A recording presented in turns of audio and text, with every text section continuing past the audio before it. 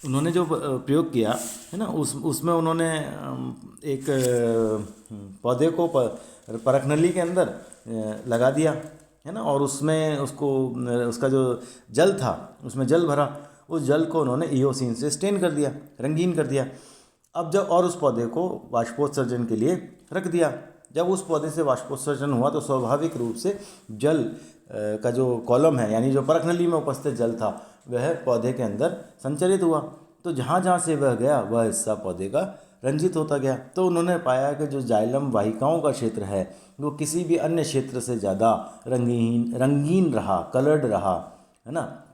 तो उन्होंने ये निष्कर्ष निकाला कि रसारोहण की प्रक्रिया केवल जाइलम ऊतकों के द्वारा ही संपन्न की जाती है। वो लाल रंग जो उन्होंने देखा उसके आधार पर ये उन्होंने निष्कर्ष दिया।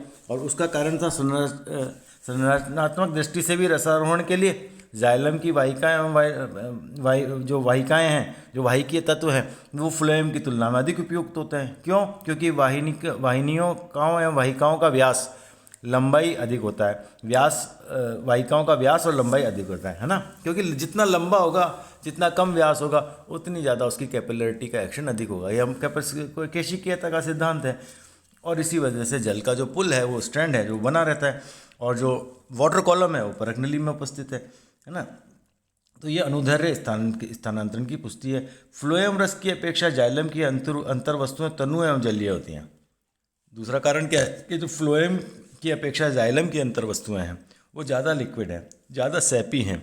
तो उस वजह से जो जल का संचरण है वो उसके अंदर ज़्यादा होता है। बात समझ में आ गई? ठीक है। अब जो रसारोहण की क्रियाविधि है, मैकेनिज्म है ना।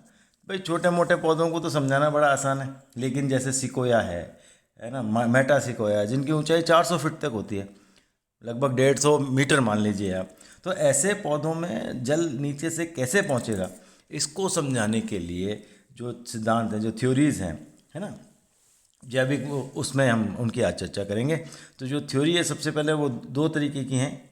एक तो है वाइटल फोर्स और दूसरी है फिजिकल फोर्स, यानी कि जैविक बल सिद्धांत जिसमें जैवीय बल लगता है, और फिजिकल फोर्स मतलब जिसमें भौतिक बलों के द्वारा संचरण होता है। तो इनका हम अलग अलग विश्लेषण करेंगे, और किन किन वैज्ञानिकों ने इसके समर्थन में क्या क्या कहा उनकी भी चर्चा करेंगे अगली कक्षा के अंदर। धन्यवाद।